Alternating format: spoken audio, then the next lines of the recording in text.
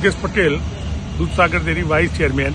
આજે મારી બોર્ડ બેઠક હતી. બોર્ડ બેઠકની અંદર અમુક પ્રશ્નોત્તરી હતી. મારી જોડે અમુક મુદ્દાઓ હતા. ચેરમેનશ્રીને અને એમડીશ્રીને મારા પૂછવાના હતા.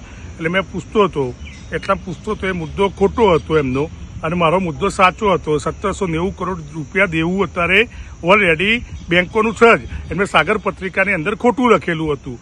એ મુદ્દા ઉપર આ ઉશ્કેરાયા. અને અગાઉ પણ 6 મહિના પહેલા પણ એમને ધમકી મને આલી હતી. એમના માણસો વારંવાર ધમકી આલે છે. અને અશોકભાઈએ સીધું ઉશ્કેરાયા. દિલીપ ચૌધરીએ બેને મારા ઉપર હુમલો કર્યો. મારી ચેન પણ તોડી નાખી, મારા ચશ્મા પણ તોડી નાખ્યા. અને મારી પાર્ટી ભારતીય જનતા પાર્ટી મારે જે રીતે કહે એ રીતે મારું વર્તન મારે કરવાનું છે. ભારતીય જનતા પાર્ટી માટે હું બનેલો છું અને ભારતીય જનતા પાર્ટીનો સૈનિક છું. એટલે મેં અગાઉ એમના જોડે ઝપાઝપી ના કરીને કે હું પણ કરી શકતો હતો. પણ હું પણ એક પાટીદાર દીકરો છું. હું પણ મારી શકતો હતો. પણ પાર્ટીના કારણે પાર્ટીની ઇમેજ ખરાબ ના થાય એના માટે હું કંઈ પણ કરી ના શક્યો. અને મેં FIR કરવા માટે B ડિવિઝનમાં પણ અરજી કરી દીધી.